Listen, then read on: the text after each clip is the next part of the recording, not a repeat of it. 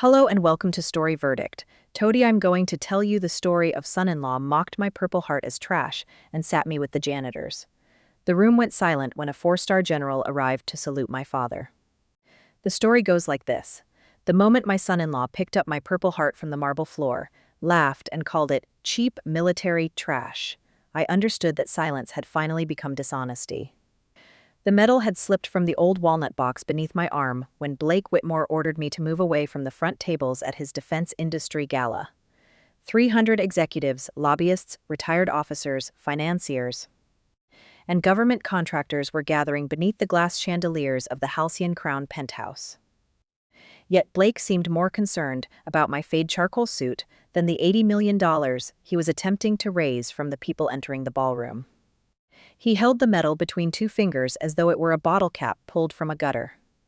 "You brought costume jewelry to a federal contracting event?" he asked loudly enough for the nearest guests to hear. "Arthur. This is exactly why I asked Claire not to invite you." My daughter stood beside him in a silver evening gown, her hands clasped tightly in front of her. She knew the medal was real. She had seen the scar beneath my ribs when she was a child, though I had never told her how I received it. She knew the walnut box had survived every move after her mother died. She also knew that correcting Blake in front of investors could threaten the penthouse, the designer clothes, the private driver, and the life she had spent 8 years convincing herself she deserved. "Dad," she whispered, "maybe you should put it away." Blake turned the medal over, reading the inscription engraved on the back. "Arthur James Mercer," he said. "For military merit," he smirked. "They must have given these to everyone." A retired colonel standing near the champagne wall stopped speaking.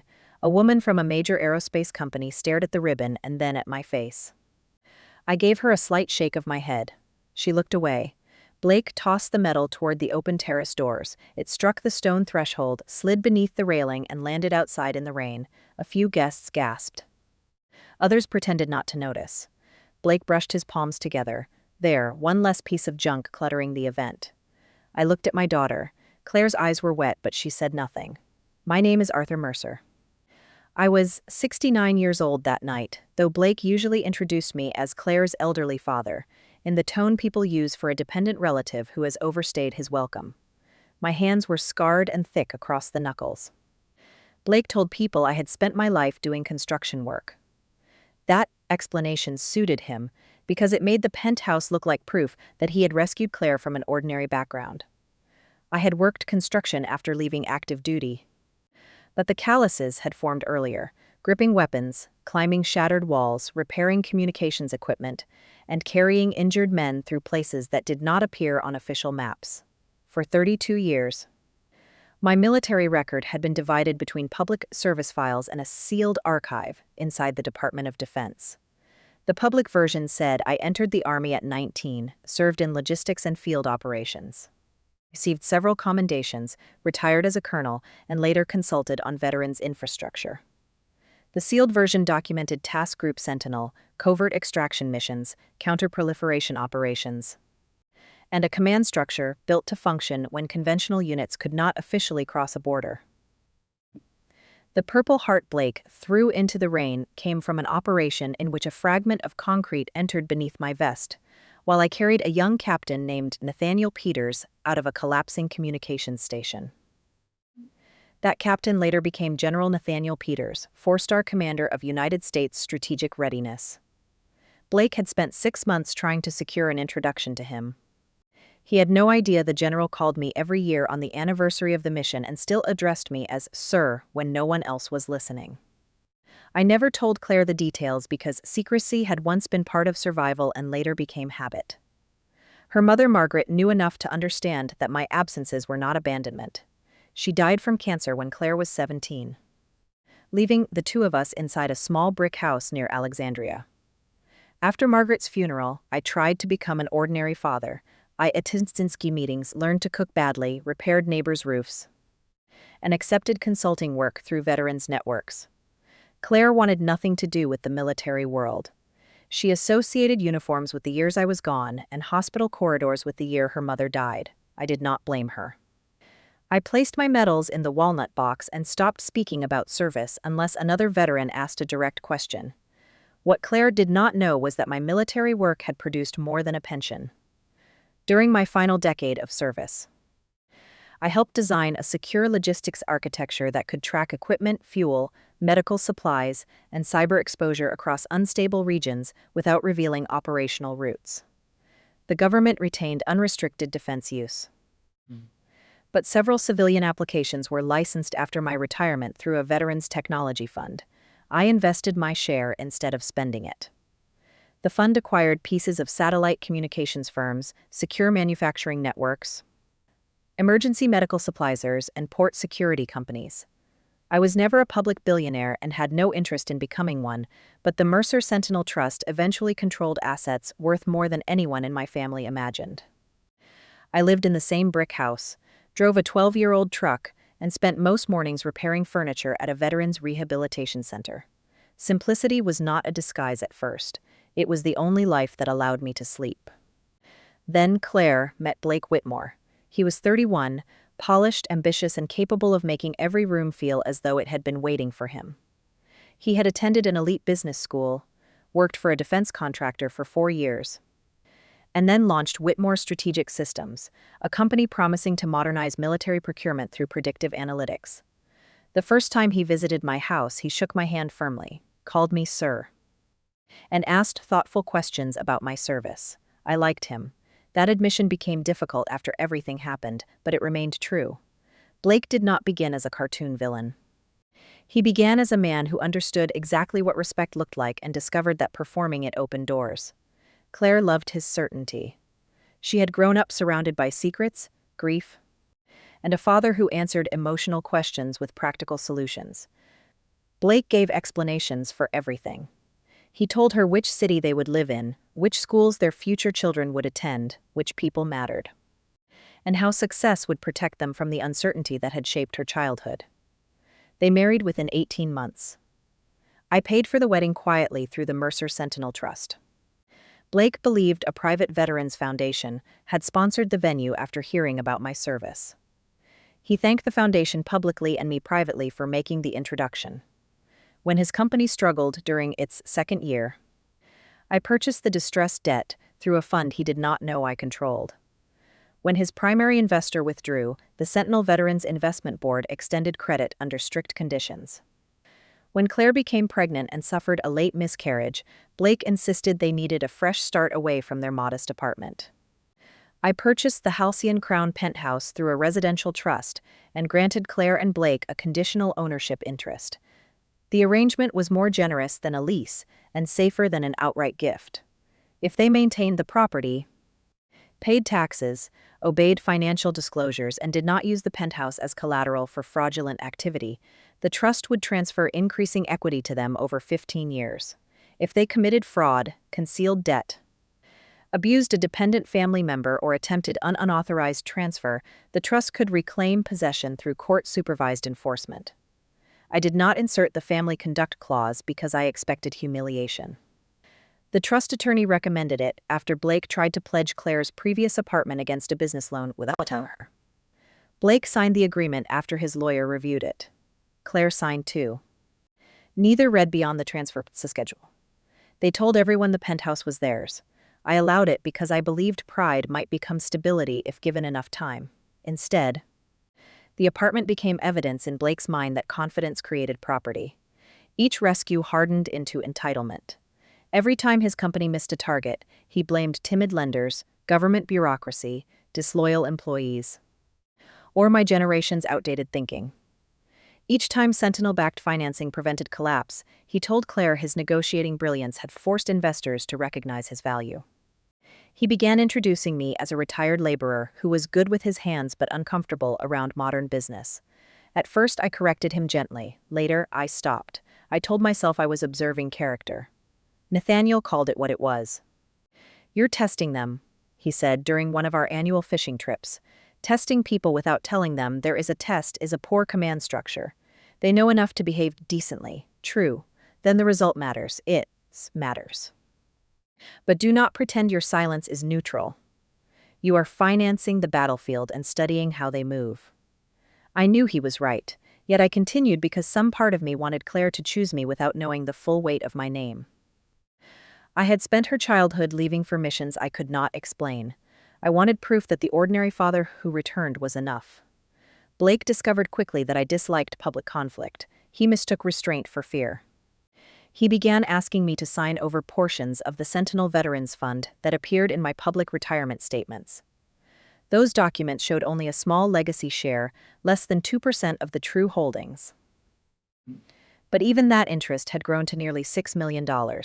Blake called it user old man capital. He proposed transferring the shares into Whitmore Strategic Systems in exchange for a board seat and lifetime advisory title. I refused.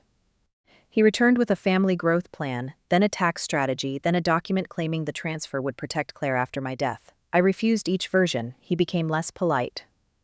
Claire asked me privately why I would not help. I have helped, I said. You attended the wedding, she replied. You repaired the guest room. You bring groceries when you visit. Blake is offering you a place in something important. Do you know who owns the penthouse debt? The Veterans Fund. Do you know why the interest rate is below market? Blake negotiated it. I looked at my daughter and understood that correcting the lie would expose years of hidden support. I chose silence again. Ask him to show you the financing history. She never did. The gala was supposed to save Whitmore Strategic Systems. The company had lost $32 million in 18 months after Blake invested in an untested battlefield drone platform and hid software failures from potential government clients. 2 engineers resigned after he pressured them to alter test results. A compliance officer reported that the drone navigation system could misidentify civilian transport vehicles under degraded signals. Blake fired her and described the complaint as retaliation. The Sentinel Veterans Fund, which held the senior debt, issued a final cure notice requiring corrected disclosures, independent testing, and new capital before the end of the quarter. Blake responded by organizing the Halcyon Defense Futures Gala. He invited major contractors, retired generals, congressional staffers, defense reporters, and investors. He claimed Whitmore Strategic Systems had developed a revolutionary command platform ready for federal deployment. He also claimed the company possessed proprietary access to a classified logistics network. That network was based on my original architecture. Blake had found old diagrams in a locked cabinet at the penthouse after Claire moved some of my belongings there without asking. He assumed they belonged to an abandoned military project and gave copies to his software team. The diagrams contained no active secrets, but they did reveal design principles he did not own. When the Sentinel Fund's audit identified the copied material, our lawyers demanded its removal. Blake told investors the challenge was a licensing negotiation that would disappear after I transferred my retirement shares. The gala invitation reached me through Claire. She called 3 days before the event and spoke with careful brightness. Dad, Blake is hosting something important Friday night. Military investors, major contractors, people from Washington. He thinks it would be good if you came. He invited me. Does he know? Silence. He wants family unity. What should I wear? Your dark suit. The one from your wedding, do you have another? No, she exhaled. That's fine. It just needs pressing. I almost declined. Then the Sentinel Fund's compliance director called and told me Blake intended to present false ownership claims at the gala and pressure me publicly into signing the share transfer. Federal contracting officers planned to observe. The company's board had requested my presence because I remained the beneficial controller of the debt and intellectual property trust. I could have attended as chairman of the Sentinel Fund, surrounded by lawyers and executives. Instead, I chose the old suit. Nathaniel called the decision foolish. You want to walk into a room where that man believes you are weak, he said. I want to see whether Claire stops him. You already know the answer.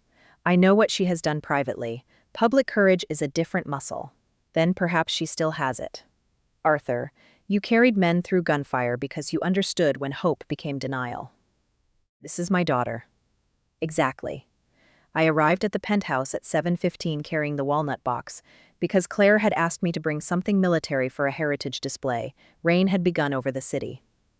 The Halcyon Crown occupied the top 4 floors of a 60-story tower overlooking the river.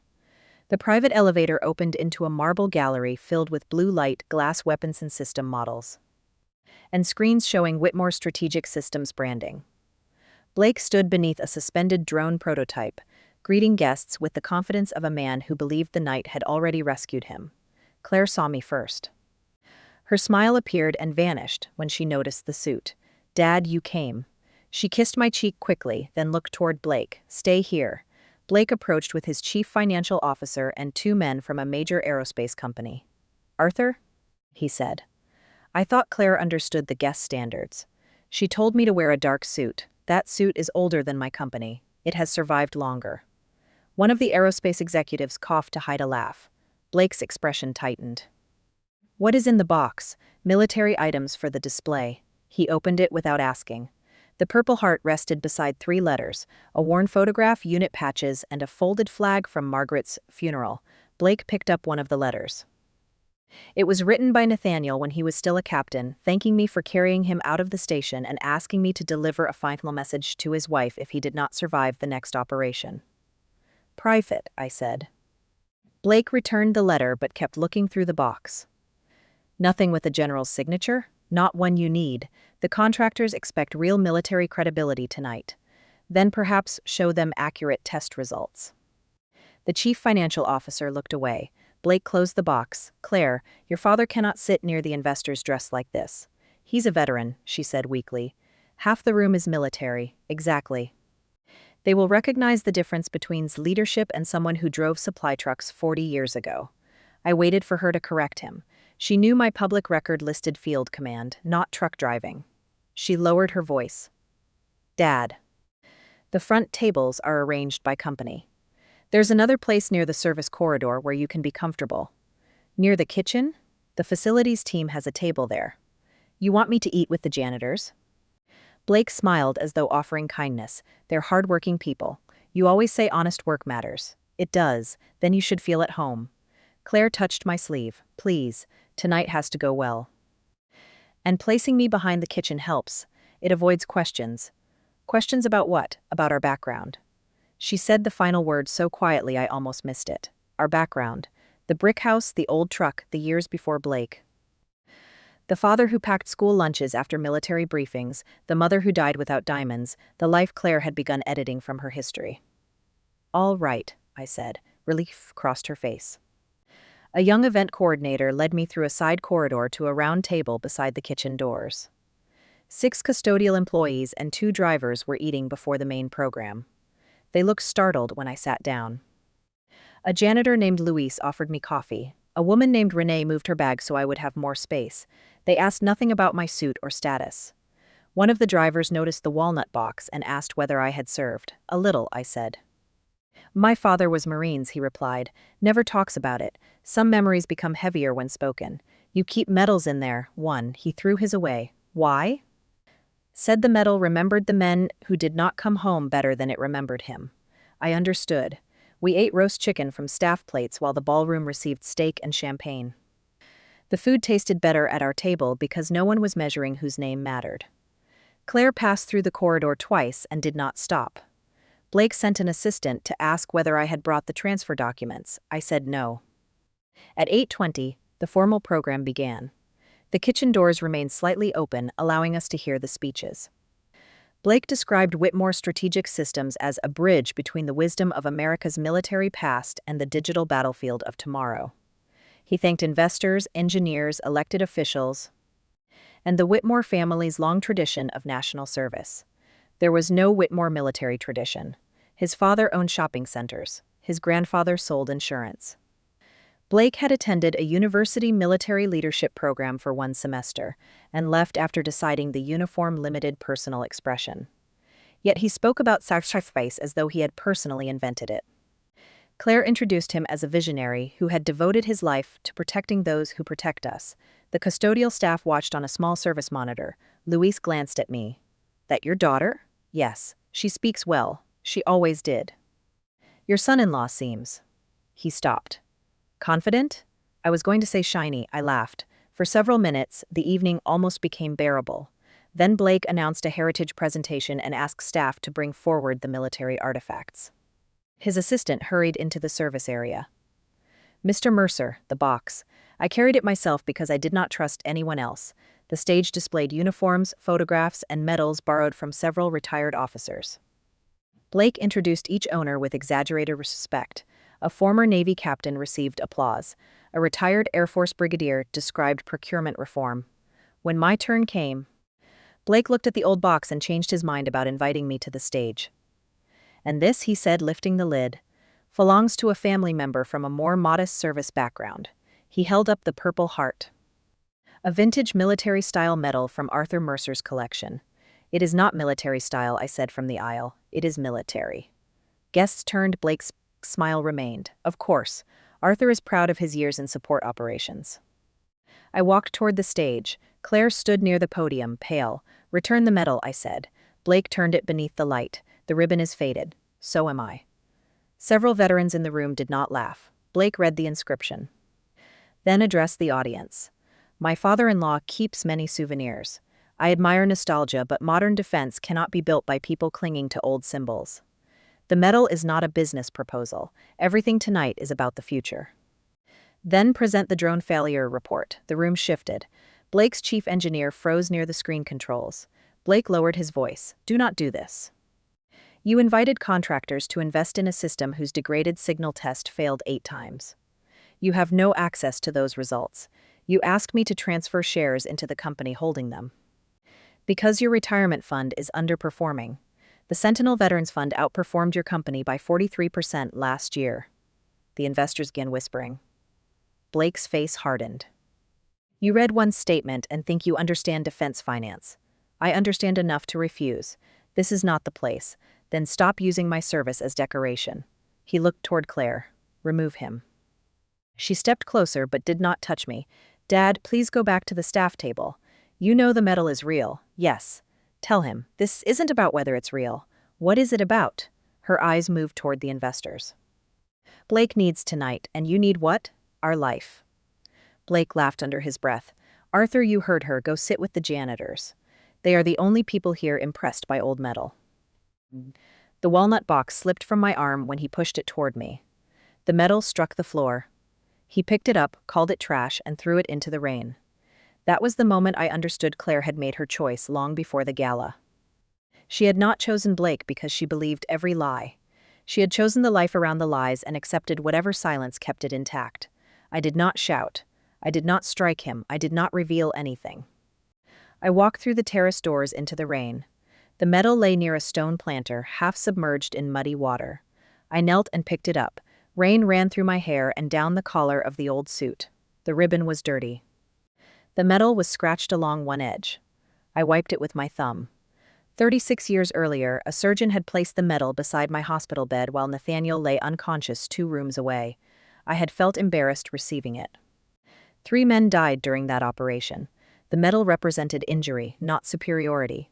I never believed it made me more important than anyone sitting at the staff table. Blake's insult did not damage the honor. It exposed his inability to recognize that honor existed beyond usefulness. I took out a phone and called a number stored without a name. Nathaniel answered on the second ring. Arthur, where are you? Defense Readiness Summit. 6 blocks from you. Why? Are you still scheduled to meet Whitmore Strategic next week? The preliminary session, yes. Compliance has concerns. Why? I looked through the terrace glass. Blake was back at the microphone, smiling as though the interruption had ended. Claire stood beside him. He threw my Purple Heart into the rain. Nathaniel became silent. Say that again. He picked it up in front of the contractors, called it trash, and threw it outside. Where is Claire? On stage. Did she stop him? No. His breathing changed. I recognized the sound from operations rooms before command decisions. I'm coming. Do not come because of the medal. I'm not, Nathaniel. I am attending a federal summit with contracting officials, Inspector General staff, and the Readiness Board. Whitmore has been making false representations about access to Sentinel architecture. Your Funds Council briefed us this afternoon. We were debating whether to suspend the meeting next week. The gala may provide the answer. No spectacle. You called a 4-star general after your son-in-law threw your Purple Heart into a storm. You do not get to request subtlety afterward. The legal actions remain independent. Of course, Claire receives no punishment because she stayed silent. That is between you and Claire. The Penthouse Trust, your trustees already have authority if fraud occurred. I have not activated anything. Then call them. I wanted to hear your voice first. Nathaniel's tone softened. I'm sorry, Arthur. For what?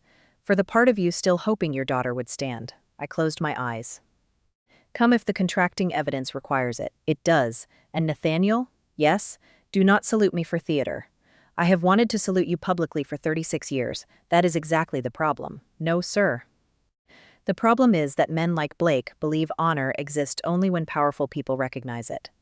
Tonight he will learn that recognition arrives after character, not before. He ended the call. I contacted Miriam Vale, trustee of the Mercer Sentinel Trust. She had served as a federal judge before joining the Veterans Foundation. Proceed with the penthouse review, I said. Grounds? Fraudulent use as investment venue, attempted pledge of trust equity, coercive transfer demand, and abuse of a protected grantor. The final one is difficult to prove. Security recorded the metal incident and the pressure regarding my shares. Claire? Present. Did she participate? She asked me to sit with staff and remain silent. Miriam paused. Silence is not always contractual abuse. I know. Do you want immediate termination? I want lawful enforcement. Personal belongings protected. Temporary accommodation offered. No removal tonight. Good. Blake's company? The Sentinel Fund Board meets at 9. You are recused because of family conflict. Understood. Arthur, do not confuse the penthouse with your daughter. I am trying not to. Try harder. I returned inside with the medal in my pocket. My suit dripped onto the marble. Blake saw me and signaled security, but the chief security officer had received the trust alert. Instead of removing me, he brought a towel. Sir, he said quietly. Thank you. Blake's face darkened. Why are staff ignoring me? Because you do not employ the building staff, I said. The homeowners' trust does. Claire and I own the penthouse. Do you? You know we do. I know what you signed. He stepped away from the microphone and led me into a small study beside the ballroom. Claire followed. Blake closed the door. Enough games, he said. You will sign the transfer tonight. He placed a folder on the desk. The documents assigned my Public Sentinel Veterans Fund shares to Whitmore Strategic Systems, granted Blake voting authority over my retirement accounts, and appointed Claire as financial representative if I became incapacitated. A physician's letter stated that I had shown age-related confusion, paranoid financial behavior, and impaired judgment. The physician had never examined me. Who prepared this? I asked. Our attorney. And the medical letter? A specialist reviewed statements from Claire. I looked at my daughter. You told a doctor I was confused? Tears filled her eyes. Blake said it was only to protect the fund while the company stabilized. What examples did you provide? You forget appointments. You repeat stories. I missed one dinner because I was at a veterans hospital. I repeat stories because you do not listen the first time. Dad, please. Blake tapped the signature line. The company's survival protects Claire. The Sentinel shares are sitting inside an old fund while modern projects need capital. My shares support rehabilitation centers, veteran housing, medical grants, and emergency logistics. Charity does not build national strength. Neither does falsified software. You are not qualified to judge the platform.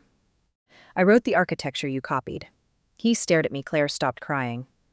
What? Blake recovered quickly. You worked on early logistics systems. That does not mean you own the underlying concepts. The diagrams you copied from the cabinet were my operational designs. Government work belongs to the government. Military use does. Civilian derivative rights belong to the Sentinel Technology Trust. How would you know? Because I created it. He laughed, but the sound was thinner than before. You are proving the doctor's point. Then wait for an independent evaluation. We do not have time. Your debt matures tonight. His eyes narrowed. Who told you? The lender. You know someone at the fund. Several people. Then help us. Correct the test results. Remove the false claims. Disclose the copied architecture. Accept independent management. And stop raising money until the platform is safe. That would destroy the company. It would reveal the company. Same thing in this market. Claire stepped between us. Dad, Blake made mistakes, but hundreds of employees depend on him. The employees will be protected in receivership. Blake froze. Receivership? The Sentinel Fund can enforce after default. It will not. I have a meeting with General Peters next week. Do you? He needs private sector innovation. He needs accurate systems. Men like him respect builders, not people who spend retirement polishing metals. Claire whispered, Dad, sign the shares. We can fix everything later. I looked at her. If I sign, what happens to me? You keep your pension. And control? Blake manages the investment. The apartment? Just you can stay in the guest suite whenever you visit. This is not your apartment. She looked confused. Blake said, "Ignore him. Who paid the deposit?" I asked. The Sentinel housing partner, Claire replied. Blake negotiated the arrangement. Who owns the trust? A veterans consortium. And if you violated the agreement, Blake's face changed. He had read enough to understand. The morality clause is unenforceable, he said.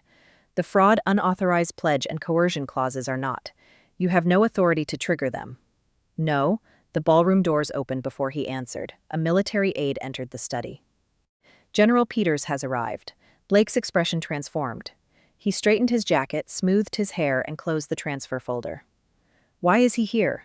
The aide looked at me, then back at Blake. The general did not say.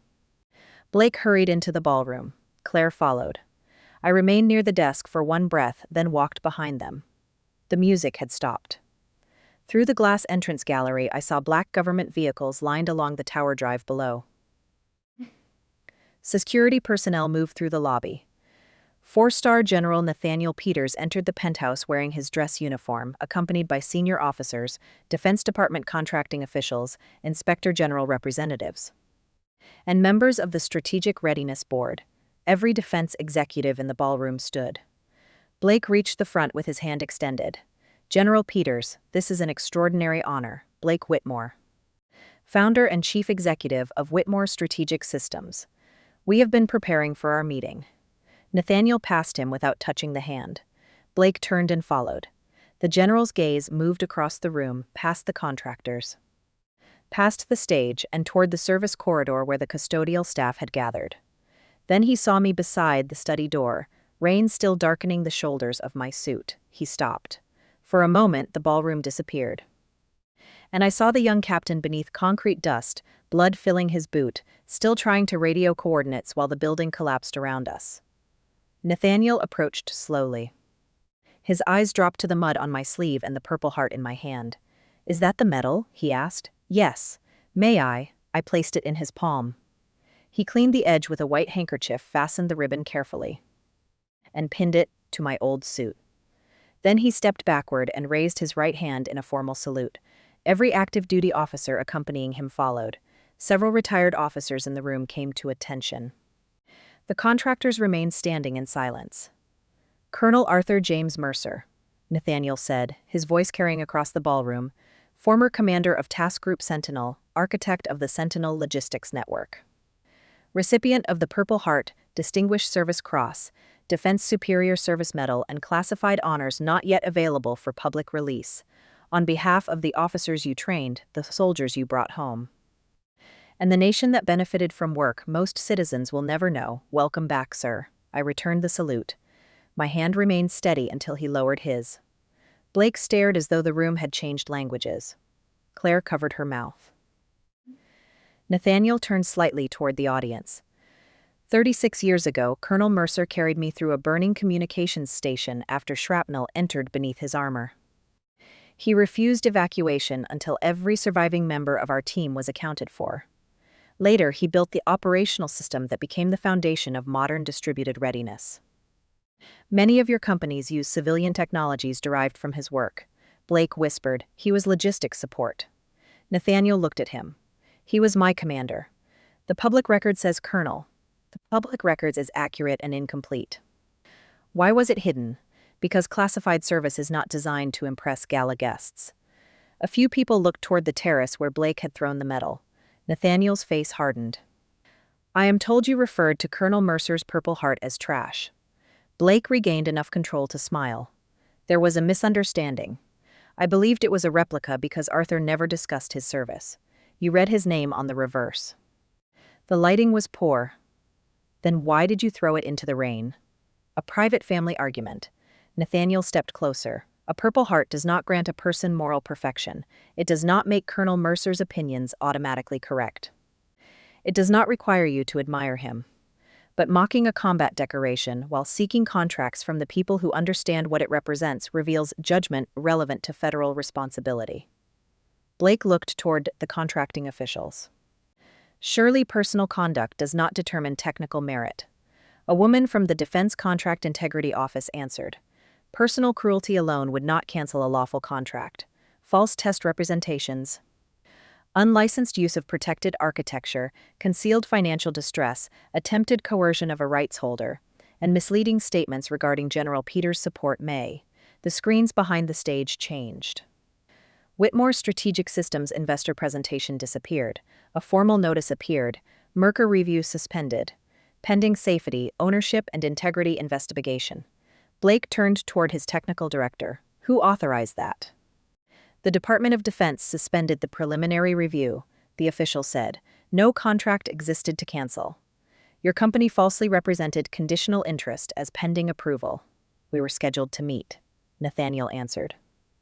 A meeting is not endorsement. You came to evaluate the platform. I came because the platform contains derivatives of Colonel Mercer's architecture, and because federal officials received evidence that your company concealed test failures. Arthur gave us the diagrams. I did not, I said. Claire moved my cabinet without permission. You copied them. Blake looked at my daughter. Claire's face had gone white. You told me those files were abandoned, she said. They were sitting in storage, in a locked box marked Sentinel Trust Property, I replied. I thought that was his Veterans Club. You did not ask. Dad? Nathaniel addressed the room. The Sentinel Logistics Network was built through government service and later licensed into civilian applications under strict rights agreements. Colonel Mercer is the founding beneficiary of the Sentinel Veterans and Technology Trusts. Those trusts hold the senior debt of Whitmore Strategic Systems, significant derivative rights, and the residential title beneath this penthouse. The silence became complete. Blake laughed once. No. The Sentinel Fund is managed by an institutional board. Correct. Miriam Vale said as she entered with the fund's directors and court-appointed receiver. Mr. Mercer established the trust and retains designated beneficiary rights. But he does not control lending enforcement unilaterally. The independent board voted at 9 o'clock to place Whitmore Strategic Systems into protective receivership after uncured default, false disclosure, and technology rights violations. You cannot take my company during my gala. The enforcement does not depend on location, Miriam replied. Employee payroll, valid client obligations, and active safety work are protected. Executive spending and unverified solicitation are suspended. Blake turned to me. You did this. I recused myself from the vote. You own the fund. The trust exists so ownership does not become personal command. You designed the rules. And submitted myself to them. He pointed toward Nathaniel. This entire performance was planned to humiliate me. The legal investigation existed before tonight, Nathaniel said. Colonel Mercer called after you threw his medal outside. That call informed me where the continuing solicitation was occurring. It did not create your false statements. Blake looked at Claire. Tell them your father is confused. Show them the medical letter. Claire stared at him. You said the letter was only for temporary authority. We need it now. The doctor never met him. That can be corrected. You told me he had reviewed Dad's records. Claire, you lied. Do not become emotional because a uniform entered the room. Her expression changed. You mocked my father's uniform because you thought it had no power. Now you're afraid because another uniform does. Blake grabbed her arm. Security moved instantly. He released her. Everything I built was for you. You built it with his money. We do not know that. Miriam displayed the penthouse trust documents. The Mercer Sentinel Residential Trust purchased the property and granted Mr. and Mrs. Whitmore conditional equity. The trust has documented unauthorized collateral claims, false ownership representations, coercive pressure against the grantor, and commercial fraud conducted on the premises. Approved provisional repossession subject to notice and review. Claire looked at me. You bought the penthouse? Yes, all of it, the trust did. You told me a Veterans Foundation helped. It did. Your foundation. A foundation with independent trustees. Tears filled her eyes. Why didn't you tell me? Would you have seated me with the janitors if you knew? She closed her eyes. No, that is why. You tested me. Yes, the admission moved through the room. I also kept my identity private for security and governance reasons. But part of me wanted to know whether my daughter respected the father she believed had little. That was cruel. It was unfair. What you did with the information you had was still your choice. I thought Blake needed tonight. You needed tonight too. She looked around the penthouse. I was afraid of losing this, so you allowed him to throw my medal outside. I froze. You asked me to return to the staff table afterward. Her face crumpled. I am sorry. I hear you, is that all? For tonight. Blake stepped toward the presentation screen. The penthouse belongs to Claire even if the business arrangement changes. Miriam replied, the conditional grant is under termination review. No one is being removed without lawful process. You will receive 72 hours of supervised access to collect personal property and 30 days of temporary accommodation. Temporary accommodation? Blake said. This is my home. The trust owns the property, she said. Your occupancy depended on compliance. You cannot evict us tonight. We are not. The gala ends at 10:30. Residential access continues under supervision until tomorrow's inventory. Formal transition follows the court schedule. Arthur promised us a foundation. I provided one, I said. You tried to convert it into collateral because the company needed capital. You asked me to surrender veteran benefit shares to cover falsified technology. You were sitting on money while employees suffered. Employees will keep wages through the receiver. And my reputation? That belongs to your choices. Blake's chief financial officer quietly approached Miriam and asked how to cooperate. The technical director requested whistleblower protection. 2 investors withdrew preliminary commitments. A major aerospace company announced it would suspend partnership discussions. None of them acted because a general had saluted me. They acted because the salute forced them to look long enough to see evidence already present. Blake searched the room for someone willing to restore the story he had built. No one moved. Nathaniel turned to the custodial table near the kitchen. Which of you served dinner with Colonel Mercer? Luis raised one hand cautiously. We ate together, sir. Did he mention his rank? No, General. Did he ask for special treatment? No. How was he treated? Luis looked at Blake, then at me. Like someone they wanted hidden. Nathaniel nodded. Thank you, Blake snapped. Why are we taking testimony from janitors? The entire room heard him. Nathaniel's expression became cold. Because they were in the room, Mr. Whitmore. Witness value is not determined by table placement. The contracting official added the statement to her notes. Blake realized too late that contempt had become evidence. Claire removed the diamond bracelet Blake had given her and placed it on the signing table. Is this company property? She asked. His face hardened. It was a gift.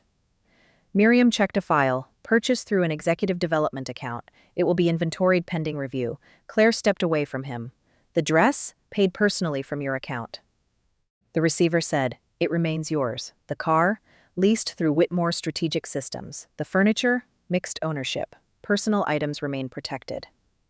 Claire looked around the penthouse as though walls were separating into categories for the first time. How much of our life was borrowed?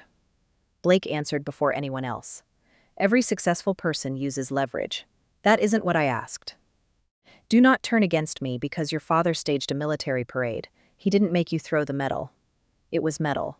Nathaniel said quietly, and now we return to judgment. Blake faced him. You cannot ruin a company because I insulted an old soldier. Again, no contract is being denied solely because of an insult. Your behavior matters because it aligns with documented patterns. Dismissing safety officers. Retaliating against engineers, misrepresenting ownership, and treating people without visible power as disposable. Federal procurement evaluates judgment because systems built for war can kill people when leaders ignore inconvenient voices. The former compliance officer appeared on a recorded statement. She described how Blake ordered her to remove civilian risk warnings from the drone report. The chief engineer confirmed the failures. The screen displayed altered test data. Blake's confidence finally broke. Everyone modifies preliminary reports, no. Several executives said almost together. He looked at me. You wanted this. Part of me wanted you exposed after what you did tonight. There. He pointed triumphantly. Revenge. That is why the fund decision was independent. The contract review belongs to federal officials, and the penthouse enforcement belongs to the court. My anger does not decide your guilt. But you called the general. I called a man whose life once depended on me because I needed to hear a voice that remembered who I was before this room decided. Nathaniel looked at me, and the anger in his face softened. You never needed the call to establish your worth. I know. Do you? Not until tonight. The gala ended without applause. Guests were asked to preserve relevant documents and avoid deleting communications. Those not involved were free to leave. Food remaining from the event went to a veterans' shelter, and a hospital night shift program. The custodial staff were paid additional hours. The military officials departed after formal notices were served. Nathaniel remained. Blake entered a private room with attorneys and the receiver. Claire sat alone near the windows.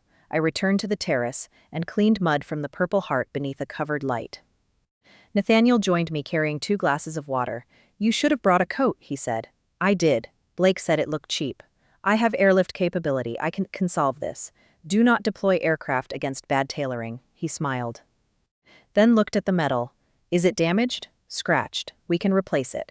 "No, the Army issues replacements. This one was beside the hospital bed."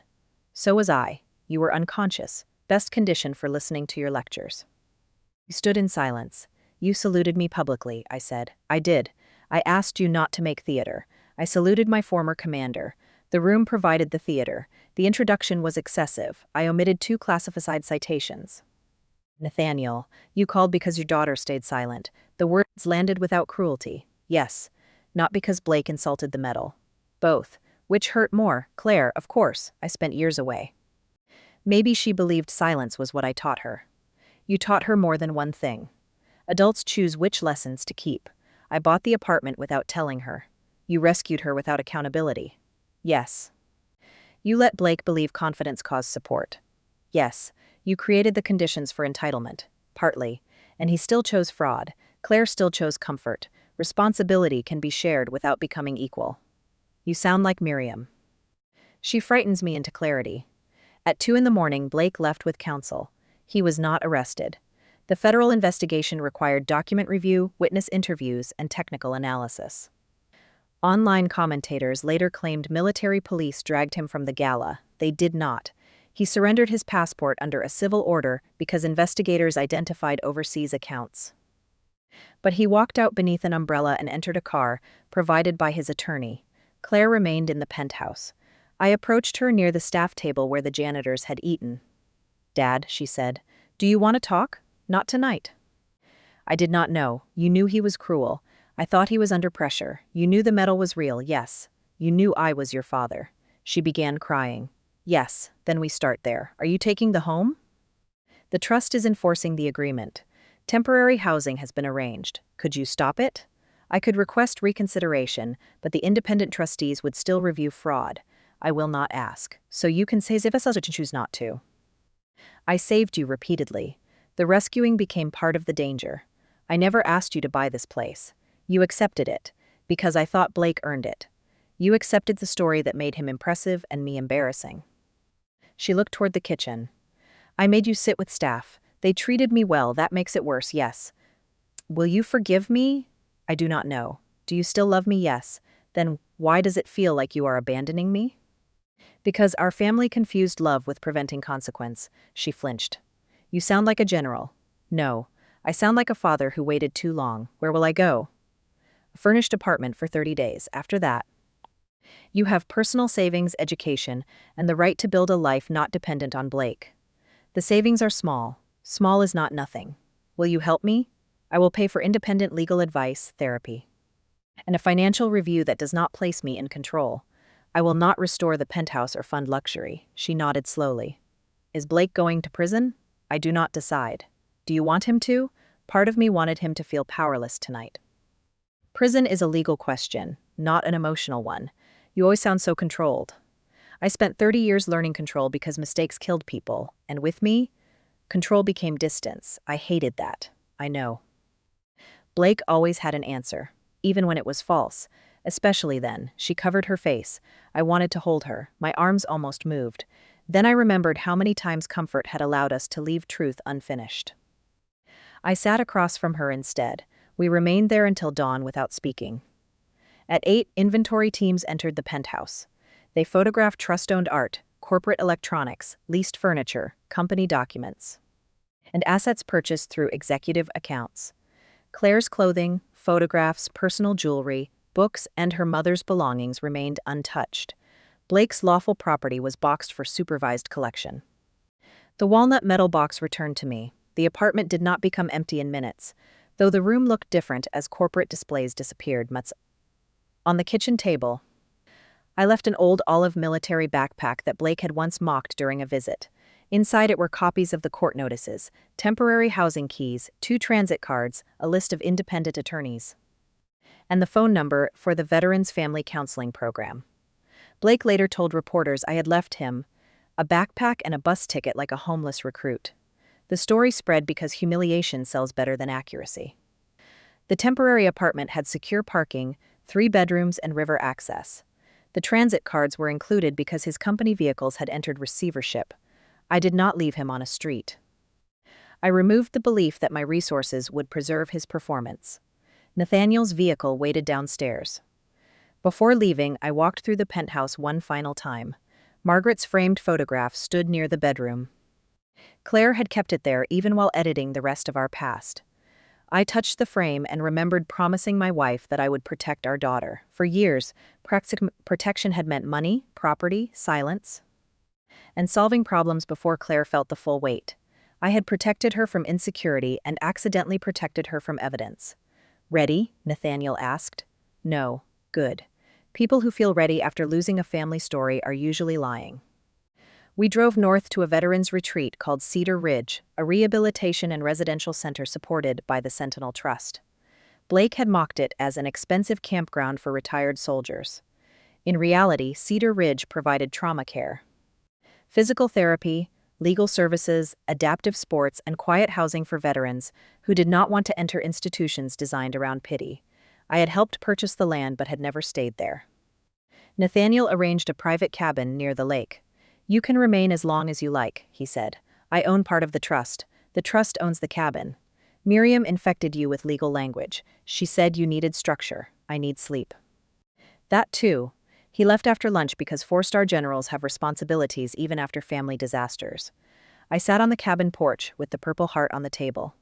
Rain moved across the lake. Without the gala, contracts, penthouse, or uniforms, the medal looked small. I thought of the 3 men who died during the operation and wondered whether using the story to expose Blake had cheapened it. Then I remembered that I had not summoned their memory as a weapon. Blake had thrown the medal because he believed invisible sacrifice carried no value.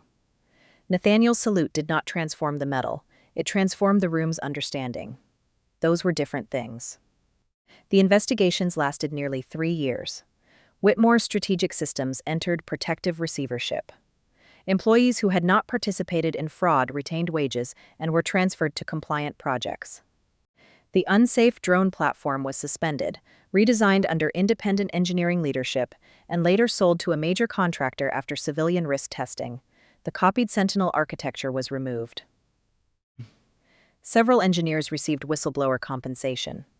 Blake was charged with wire fraud, falsifying federal procurement materials, retaliation against safety officers, unauthorized use of protected technology, and attempted coercive transfer of financial assets. Prosecutors did not charge him for throwing the Purple Heart. Cruelty was evidence of judgment, not the primary crime. He initially blamed his chief engineer, then the compliance officer, then Claire, then me. Emails showed he knew the tests failed and believed political connections would force approval. He accepted a plea agreement after 18 months, served 4 years in federal custody, paid restitution through seized executive assets, and received a permanent ban from federal contracting leadership. Some people believed the sentence was too harsh. Others wanted more. The judge focused on the risk of placing defective systems into military uses and the deliberate concealment of civilian identification failures. The medal did not send him to prison. The documents did. Claire was not criminally charged. She had provided statements for the false competency letter, but investigators concluded Blake misrepresented how they would be used. She faced civil liability because she signed the unauthorized penthouse collateral documents without reading them. The trust terminated her ownership pathway. She retained personal savings and entered a financial settlement. She moved into the temporary apartment, then rented a smaller place with her own income. For the first 6 months, she called only through attorneys. I accepted that. Hurt does not become healing because both people speak before they are ready. She filed for divorce after Blake attempted to blame her in court. The prenuptial agreement protected neither of them from business debt because they had pledged joint accounts, but the receiver preserved basic housings as legal support. Claire sold most of her designer possessions voluntarily. She trained as a nonprofit operations manager and accepted work at a veterans family services organization unaffiliated with my trust. The salary was modest. Her first supervisor described her as intelligent, defensive, and terrified of appearing ordinary. That assessment reached me only because Claire signed permission for the therapist to share general progress. I did not intervene. 9 months after the gala, she wrote a letter. "I keep replaying the metal hitting the floor," she said. "For weeks I told myself I froze because Blake was angry and investors were watching. The truth is that I had spent years teaching myself not to see what his contempt cost other people. The engineers were disloyal, the employees were ungrateful, the janitors were background. You were embarrassing." Every category protected the life I wanted. When he threw the metal, I knew exactly what it was. I chose the room. I read the sentence several times. She continued, "I am angry that you hid the penthouse, the fund, and your record. I believe part of you wanted the reveal, but I also know that none of your secrets forced me to ask my father to sit by the kitchen." I answered with 1 page, "Both things are true. I hid too much and tested you without consent. You chose comfort over dignity. We can discuss a relationship after we learn to hold both truths without using one to erase the other." We met 3 months later at Cedar Ridge with a therapist present. Claire arrived without makeup. Expensive clothes, or Blake. She carried the walnut box. "This was in storage," she said. "The receiver said it belonged to you. She placed it between us." Inside, the Purple Heart had been cleaned. The scratch remained. "I considered having it restored," she said. "I thought you might want the mark. Why? Because pretending nothing happened would be another form of polishing." I looked at her. "That sounds like your mother." She said truth should not be decorated. She was better at saying it than living it. "Were you happy with her? Often? Did she know everything? Enough to understand the danger? Did she know about the money? Yes." "Why didn't she tell me?" "We planned to when you were older. Then she became sick. After she died, I told myself secrecy protected you from people who might use you to reach me. And later. I wanted you to love the man without the file. I did love you. You also hid me." Tears filled her eyes. "Yes, both can be true. I hate that sentence. Reality usually contains it." She laughed through the tears. "You sound exactly like every therapist." They did not hug that day. We agreed to meet monthly. Trust returned through smaller actions. She arrived when promised, asked questions without demanding classified answers, and stopped treating financial limits as rejection. I disclosed enough about the trust to eliminate hidden leverage. Independent advisors managed any support. I never again paid a bill without her knowledge. She learned that accepting help could include terms, and that refusal did not mean abandonment. 2 years after the gala, she asked to visit the staff who had shared dinner with me. Luis still worked at the Halcyon Crown. Renee had become facilities supervisor. Claire apologized without mentioning my rank or ownership. "I treated your table as a punishment," she said. "You gave my father more respect than I did." Luis answered, "We didn't know he was important." Claire looked at me. "He was important." Luis shook his head. "I mean, we didn't know anyone else thought so. He was still a man eating dinner." That sentence became more valuable than Nathaniel's salute. Claire began volunteering 1 evening a month with the Facilities Workers Education Program, then stopped because she realized volunteering had become another way to display change. Instead, she advocated for better wages and left the spotlight to employees. Growth often looked less dramatic than guilt preferred. The penthouse was eventually sold. The trust could have retained it. But the building had become too closely associated with fraudulent fundraising. Proceeds repaid valid creditors, employee obligations, and trust expenses. The remaining value funded Cedar Ridge's family reconciliation and financial abuse program. Blake called the sale proof that I had destroyed his legacy. There had been no legacy, only debt arranged beneath glass chandeliers. I moved none of the gala furniture into my own home. The walnut box returned to the brick house near Alexandria, where I still lived when not at Cedar Ridge. Nathaniel retired from active command 4 years later. At his ceremony, he invited me to sit in the front row. I refused and chose a seat among former task group Sentinel members.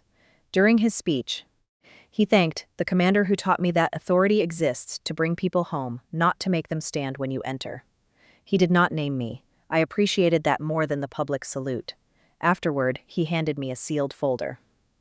The department has declassified part of Sentinel's operational history, he said. Claire may read it if you approve. Why now? Because secrets have a shelf life. Some remain dangerous. This section does not. I took the file home but did not open it for weeks. When Claire visited, I placed it on the table. This explains some of the years I was gone, I said. Do I want to read it? I do not know. Will it make me forgive you? No.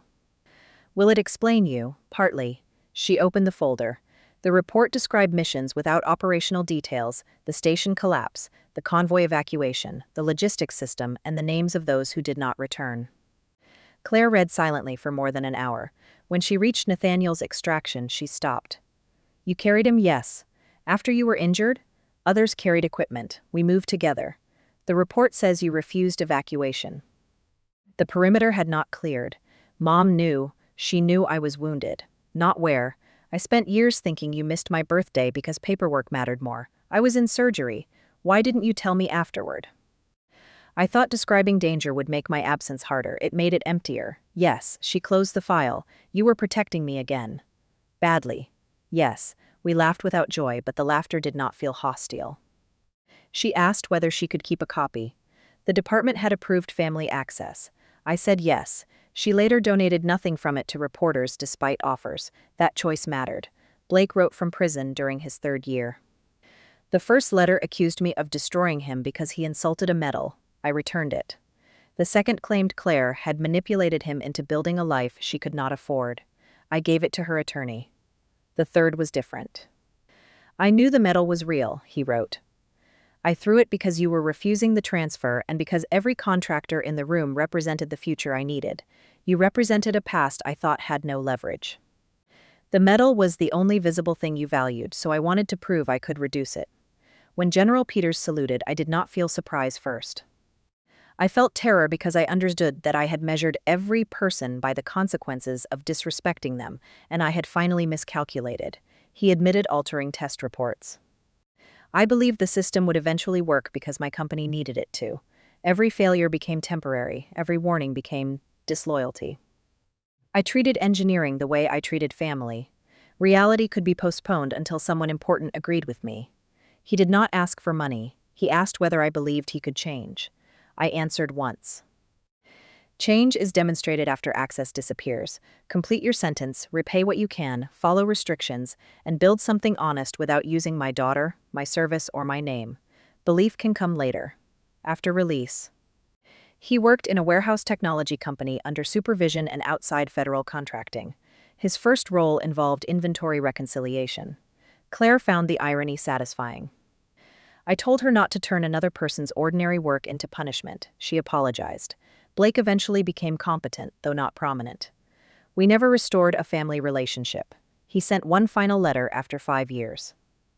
I used to think your victory was the room standing when the general entered.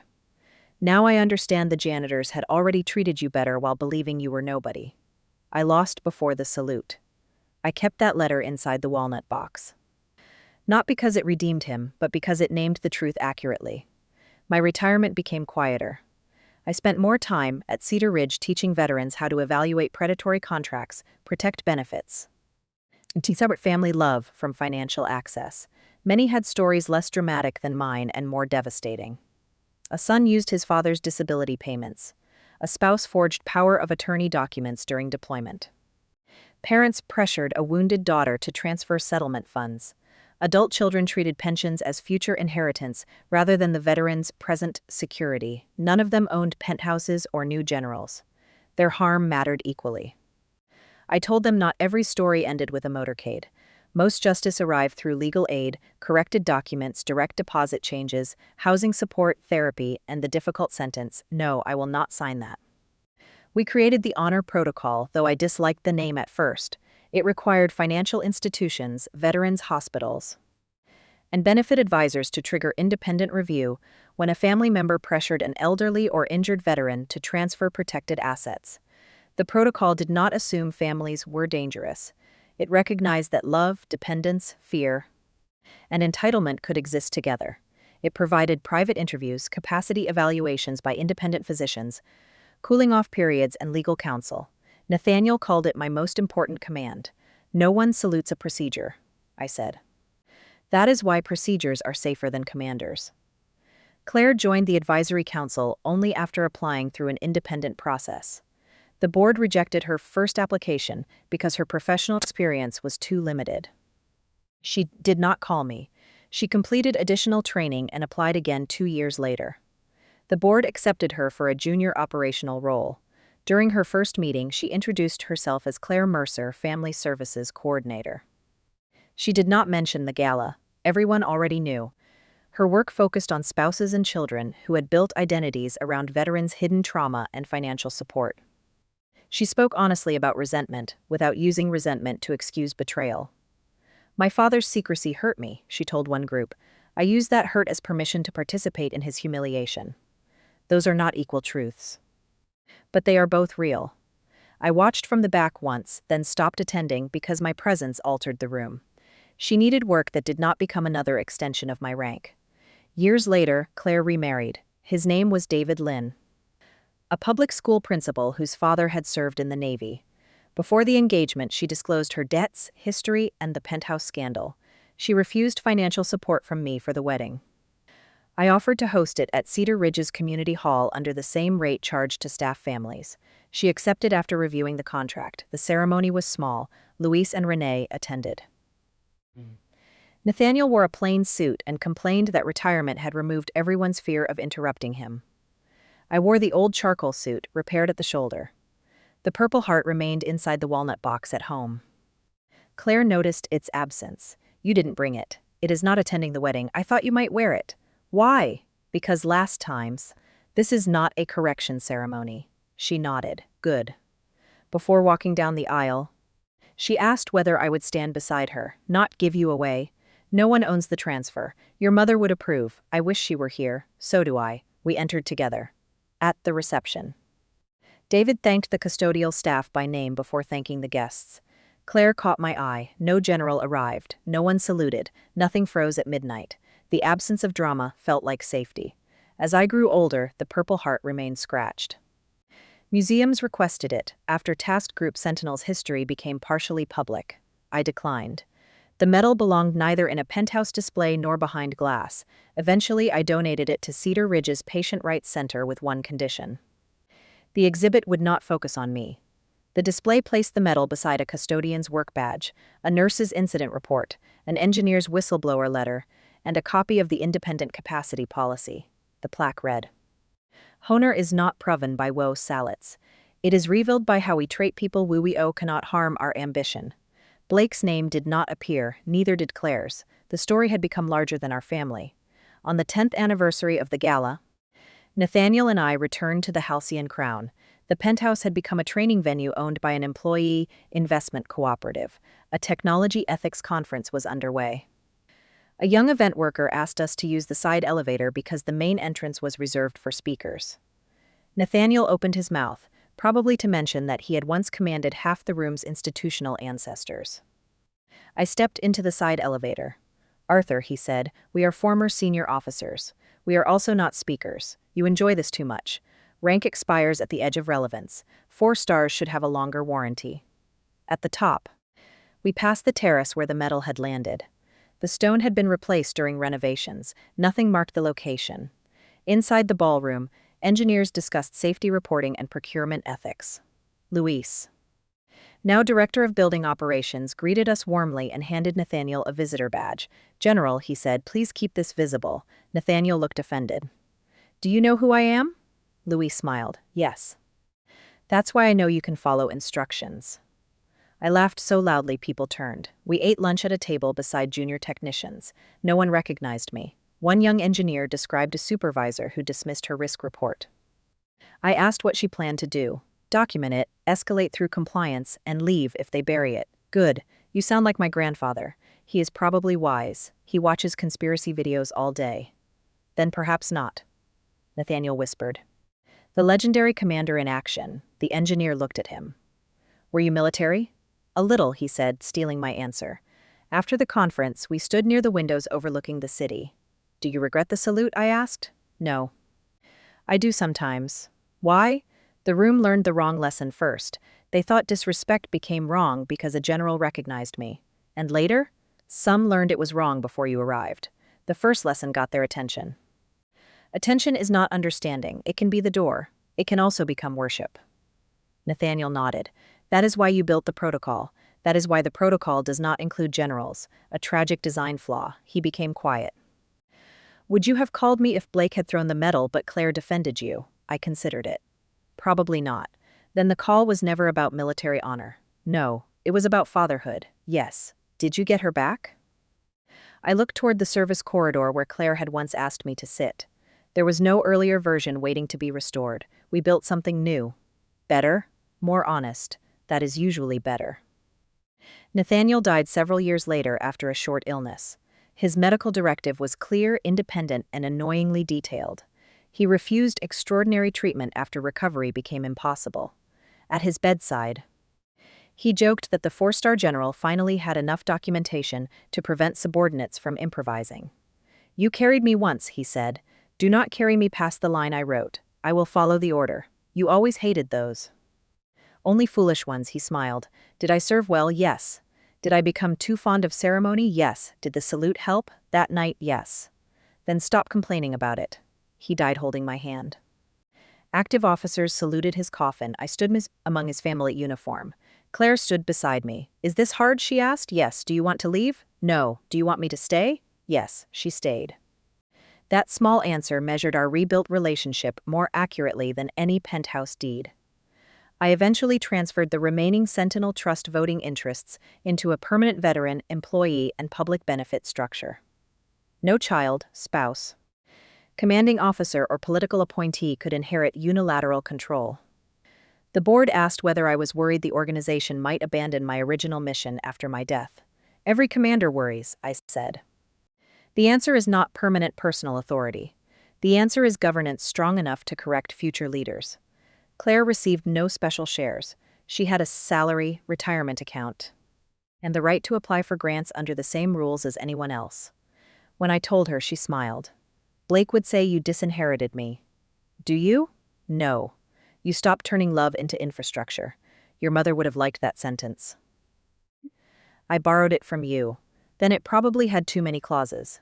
I kept the brick house until my final years, then transferred it into the Cedar Ridge Family Transition Program. Claire asked whether that hurt. Less than I expected. Where will you live? At the retreat. You used to say residential programs were for people without options. I was arrogant. You, occasionally. Should I call a general? They are increasingly difficult to find. My cabin at Cedar Ridge overlooked the lake. Veterans visited, staff checked my medication, and no one treated assistance as ownership. Some mornings I repaired chairs in the workshop. My hands remained rough. New residents assumed I had worked construction. Usually I let them. Once a young veteran recognized my photograph from the honor protocol exhibit. He stood too quickly and began to salute. Sit down, I said. But, sir, we are sanding a table. You were General Peters' commander at the moment. I am the man holding the wrong grade of paper. He laughed and sat. We worked without discussing medals. That was peace. People continued retelling the gala in exaggerated versions. They said Blake spat on the Purple Heart. He threw it. They said tanks surrounded the building. Government sedans arrived. They said General Peters canceled billions in contracts with one command. No contract existed, and federal officials suspended review based on documented risk. They said I evicted my daughter into the rain at dawn. She received legal notice, temporary housing, and support. They said I left Blake only a backpack and a bus ticket. I left documents, housing keys, transit cards, and access to counsel inside an old military bag. They said I was a secret 5-star general. No such rank existed in my service era, and I retired as a colonel with classified command authority. They said the Pentagon opened a sealed file because I made one call. The file already existed. The call brought people who understood it into a room where others did not. Dramatic titles prefer magic. The truth required decades of service, investment, governance, evidence, legal review, and one painful failure of a daughter's courage. The room did go silent when a 4-star general saluted me. Blake did lose his company. The penthouse was reclaimed, but none of those reversals created my dignity. I had dignity at the staff table before Nathaniel arrived. Luis and Renee recognized it without a file. The medal carried meaning in the rain before any contractor stood. My service mattered when it was classified, misunderstood, or mocked. Claire's betrayal hurt, because love does not become painless when the betrayed person holds leverage. Blake's downfall followed fraud, not disrespect alone.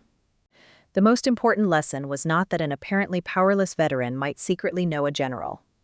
It was that no veteran, janitor, engineer, father, or ordinary guest should need a motorcade before the room recognizes cruelty.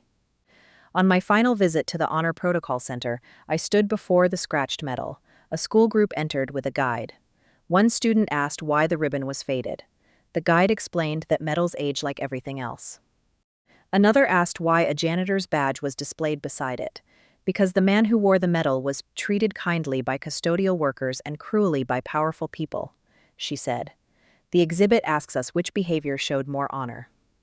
A child raised his hand. The janitors. Why? They shared their table when they didn't know he was important. I turned away before anyone saw my face. That child understood in seconds what my family, company, executives. And an entire ballroom had needed years to learn. I stepped outside. Rain had begun lightly across the Cedar Ridge Lake. Claire waited beneath the entrance awning, holding 2 coffees. You forgot your coat, she said, again. You would think weather forecasting had improved. She handed me a cup. Did the group recognize you? No. Good. A child understood the exhibit. Children are often better at moral clarity before adults teach them exceptions. We walked toward my cabin.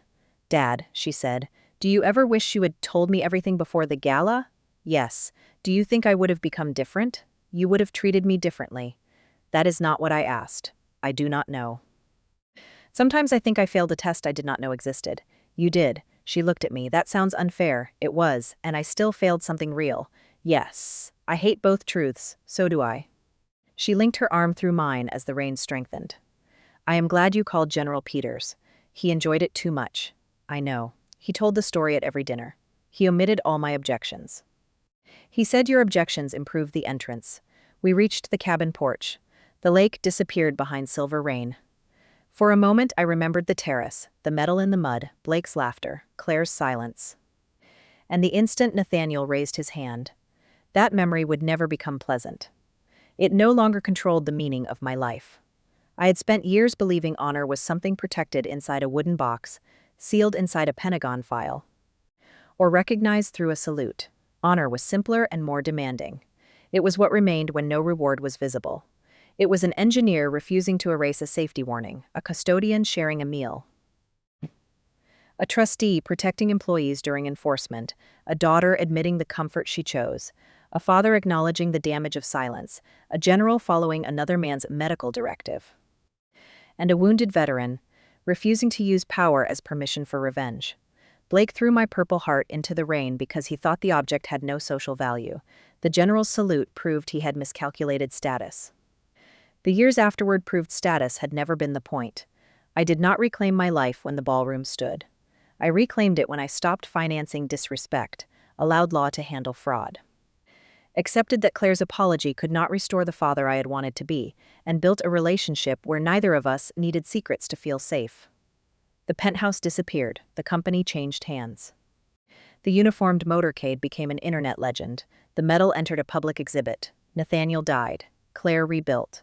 Blake faced consequence and eventually learned ordinary work. I grew old beside a quiet lake. In the end, the most valuable thing I carried out of the gala was not the trust, the sealed file, or the general's recognition. It was the muddy Purple Heart in my palm, and the understanding that no one who throws away another person's sacrifice can reduce what that sacrifice meant. Honor does not live in the hand that salutes. It lives in the choice that made the salute deserved. Goodbye.